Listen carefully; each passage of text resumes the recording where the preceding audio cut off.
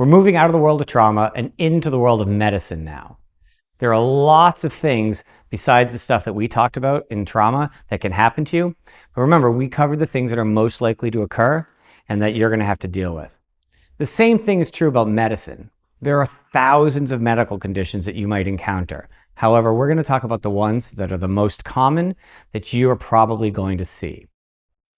With that in mind, we're going to start with chest pain. Chest pain can have a really dangerous origin, or chest pain could just be something benign.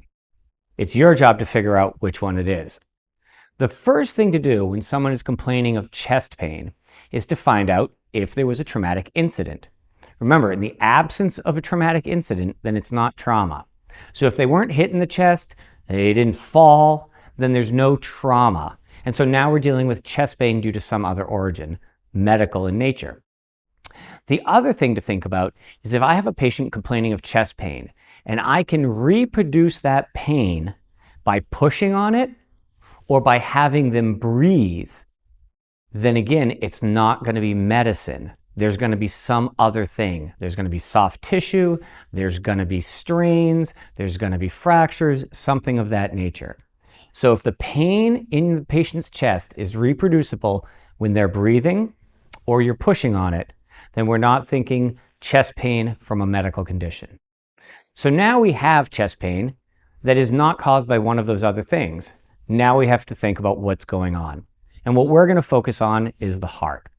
And we're going to specifically look at myocardial infarctions, or MIs. Now, the common term for this is a heart attack. But we're in medicine, so we're going to call them MIs, myocardial infarction. Myocardial refers to the muscle of the heart, the myocardium.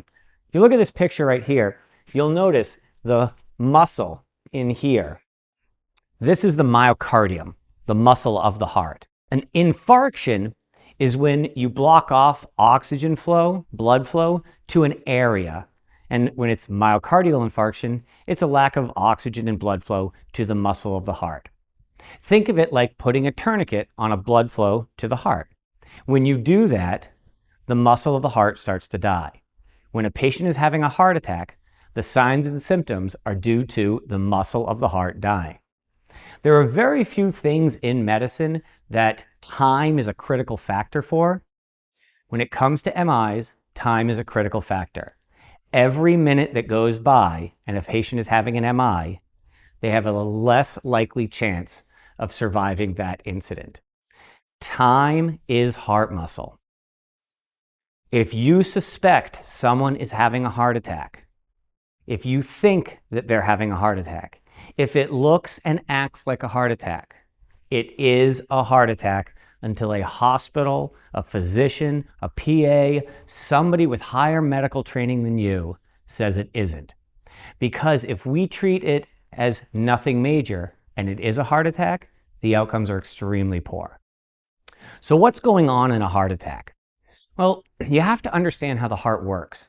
There are two systems for blood in the heart. One is how blood passes through the heart. That's the way that we pump blood out to the body. So that's where the blood is going into the chambers of the heart, inside the muscle, and it's being pumped around out to the lungs to pick up oxygen, drop off carbon dioxide, back to the heart, and then out to the body. That's not what we're talking about here. What we're talking about is when one of the arteries that feeds the muscle of the heart becomes blocked. Those are the coronary arteries. You can see them here in this illustration. These coronary arteries surround the heart. They bring oxygen and blood flow to that muscle of the heart to keep it beating. If I cut that off, we're going to get tissue death. You're going to get heart death. That's a myocardial infarction. Depending on where that blockage is, depends on how bad the myocardial infarction is. If I get a blockage way down here at one of these small coronary arteries, that only is affecting a small portion of the heart. Now, don't take that to mean that it's a small heart attack. No heart attack is a small heart attack. They're all bad. It just means that it's affecting a smaller portion. But if I get a blockage way up here, it means what? it's affecting the entire muscle of this side of the heart. You might have heard names for things like this, the widowmaker. That's what they're talking about when you have blockages way up high and it's affecting the whole muscle of the heart. Those have survivability rates that are very low. We want to do everything we can to help this patient survive. How does a blockage get there? Well, it can happen in a couple of ways. One is you can have a clot form somewhere else in your body. It then breaks off and it floats through the vessels. It comes around, and as it exits the interior of the heart, because your heart pumps the blood out, it comes out and it gets dislodged into one of these coronary arteries, and it causes a blockage. More likely, though, is the patient has coronary artery disease. Coronary artery disease is very common in the population. Coronary artery disease means that this patient has ate, drank, and smoked themselves into having vessel disease.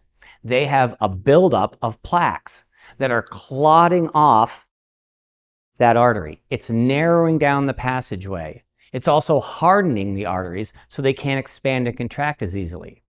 If you've ever known someone who had heart surgery and they were told you had an 80% occlusion, a 90% occlusion of a coronary artery, what they're talking about is the passageway was 80% occluded with those plaques, or 90% occluded. It's when it becomes 100% occluded that I then have a heart attack or an MI because I'm not getting the blood flow going past it. Coronary artery disease is a very common factor. Other risk factors for heart attacks when you're getting patients' histories are family history of coronary artery disease or MIs. Smoking, obesity, diabetes, these are all risk factors when it comes to heart attacks. So what does a heart attack or an MI look like? How's it going to manifest? Lots of different signs and symptoms. Patients can have all of them or they can have some of them. It doesn't have to include everything. So I'm going to list a lot of them here.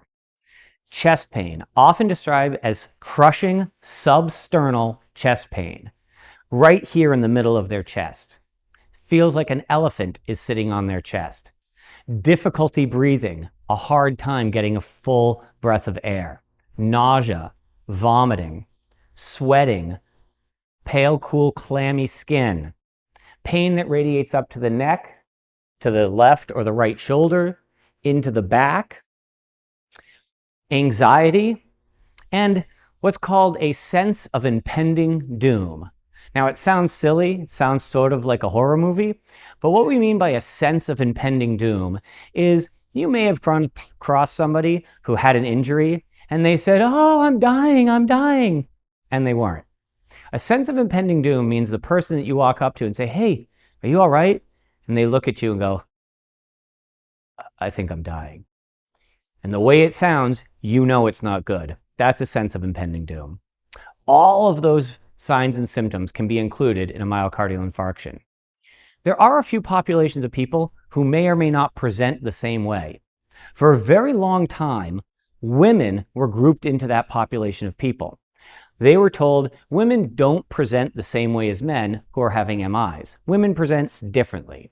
And that was just common held belief for a long time, until somebody actually did the research. And what was found about a year ago is that no, women actually present exactly the same as men when they're having heart attacks. They will show the same signs and symptoms. There are two things that tend to be slightly different between a male patient having a heart attack and a female patient. If everything points toward a heart attack in a male patient, you are certain this is a heart attack, and you say, "Sir, I think you're having an MI," or "I think you're having a heart attack," and that patient looks at you and goes, "No, I'm not," they absolutely are. A classic sign for a male patient having a heart attack is denial. It's amazing how it works. On the flip side, a female patient having a heart attack, if it looks like a heart attack and it acts like a heart attack, you say, "Ma'am, I'm pretty sure you're having a heart attack." And they say, "It's fine, but I have other things I need to take care of right now." That's a classic sign. It happens a lot. The two populations now that do present differently are elderly patients and diabetic patients. Both of those populations may present differently. They may not have any signs and symptoms. You may have heard the term a silent heart attack. A silent heart attack doesn't mean it's a good heart attack. All it means is that for whatever reason, the nerves carrying the signals to the brain for the heart attack didn't make it. The signals were crossed somewhere. So elderly patients and diabetic patients may present differently. So what are we going to do? What are we going to do for a patient who I suspect is having a heart attack? Well, we have a couple of options. One, keep them calm. The calmer I keep my patient, the less stress there is on the heart. The heart rate slows down, the blood pressure slows down, the breathing rate slows down, there's less stress put on the heart. Two, we're going to evacuate. We'll talk about that in a second because it poses some challenges, but you need to get this patient out as quickly as you possibly can. Three, we can think about medications. There are a couple of medications that you may be able to give this patient. One of those medications is aspirin. As long as your patient is not allergic to aspirin, you can administer aspirin to that patient. Now, what's the dose? We never give medications without knowing the dose of the medication. The dose for aspirin for this patient is 4 81 milligram aspirins. These are known as low-dose aspirin. You may have heard them referred to as baby aspirin in the past. We don't call them baby aspirin anymore, specifically because you can't give aspirin to babies. So we call them low-dose aspirin. 481 milligram. You want them to be chewable. So make sure that the medication, if you're carrying it, says chewable. Why? It gets absorbed faster. Now, if it's not chewable, that's fine. Or if all you have is an adult aspirin, you can give them one of those. It would be 325 milligrams. That's fine too. Just make sure your patient's not allergic. Now, what is aspirin doing? Aspirin is an antiplatelet drug. What that means is it prevents the platelets from sticking together. It prevents any clot from getting bigger. And if there's any possibility of blood getting through, it allows blood cells to slip by. It is hands down the best pre-hospital treatment that's available, be it in the field or on the ambulance, is getting aspirin on board. The other drug that you might find, and this would be the patient's prescription, is nitroglycerin. Never get stuck on what a drug comes in. Don't look at the packaging. Always read the label. But nitroglycerin tends to look like this if it's in pill form. It comes in a little brown bottle with a white top, and that's because nitroglycerin is very unstable, meaning if it gets exposed to air or light, it degrades very rapidly. This is the patient's medication. You can only use this if the patient has it and you're just helping them with it. So how does this work? Nitroglycerin is an extremely potent vasodilator. What that means is it takes the vessels and it makes them bigger. It expands these vessels that feed the heart. It takes this vessel and brings it out. Meaning if I have a blockage in here, potentially I can make this bigger and open up a passageway and blood can get through. Nitroglycerin does not solve the problem. This simply relieves stress on the heart. Don't think you're going to give them this and you keep going. This is a heart attack. You're getting out no matter what goes on. What's the dose for this? It's a little more complex. This comes in 0.4 milligram pills. Make sure you read the label. 0.4 milligram pills. You're going to want to take notes on this one. The dose for this is you can give a 0.4 milligram pill every 15 minutes as long as symptoms persist, up to 3 doses. So again, 0.4 milligrams every 15 minutes as long as symptoms persist, up to 3 doses. Now there is one more caveat. Because this is a potent vasodilator, this dilates your blood vessels not just in your heart, but everywhere in your body, meaning it has the potential to drop this patient's blood pressure to an unsafe place. So what are you going to do before you give this? Every time, check their radial pulse. Make sure that they have a very strong radial pulse before you give this, because a radial pulse will indicate a good blood pressure.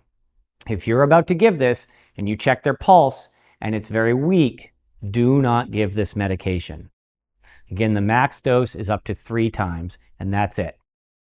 But you need to get them out. So let's talk about how we get them out, because I said it poses some complications. Well, we have options. Option 1, we can walk out. I've said many times, walking a patient out is the fastest way to get a patient out of the woods. So we're going to get them out very quickly. But what? Walking the patient out is going to put a lot of stress on the heart, which is going to increase the demand, which is going to cause the heart attack to get worse, which is going to put more stress on the heart and create a positive feedback loop. All right, so I can wait and wait for a rescue to come in. No stress on the heart, but it takes much longer. So what do? I don't know. You have to make the best decision in the situation that you're in. But I repeat, if it acts like a heart attack, if it looks like a heart attack, if you even have an inkling that it is a heart attack, it is, until a medical provider at a hospital tells you it isn't. There's one thing that might trip you up though, and that's something called angina. Now, angina, before we get into it, I want to tell you, it is a heart attack. It is an MI. The only difference is it's an MI they didn't happen to die from today, because it can trick you. So what is angina? Angina is when these vessels are not completely blocked. They're only partially blocked. And the patient at rest is doing fine. Perhaps this is 50% blocked, and they're at rest, and their heart doesn't demand that much oxygenated blood. But suddenly, the patient gets up, starts exercising, starts moving, and the demand for the heart increases. Well, because that artery is blocked, it can only send 50% of the oxygenated blood past it. But my heart's demanding more. So what does this look like? Chest pain, anxiety, pain radiating to the neck, the jaw, the shoulders, the back, nausea, vomiting, pale, cool, clammy skin. It looks just like a heart attack because it is. But here's where it gets tricky. The patient experiencing these symptoms sits down, rests, stops doing whatever they're doing. 10, 15, 20 minutes goes by and all the symptoms go away. Now they went away because the demand dropped. What can happen though is the patient can say, "Oh, I'm fine. That was just a weird episode. Don't worry about it." No, worry about it. They are out of the woods. That is a sign that they just got lucky this time. Could be next time they have a massive heart attack. You're going to treat it exactly the way you would treat a heart attack where the symptoms continually persist with no relief. So, understanding how the heart works and what causes a heart attack and what it looks like is going to help you better understand your treatment and then recognize you need to evacuate these patients.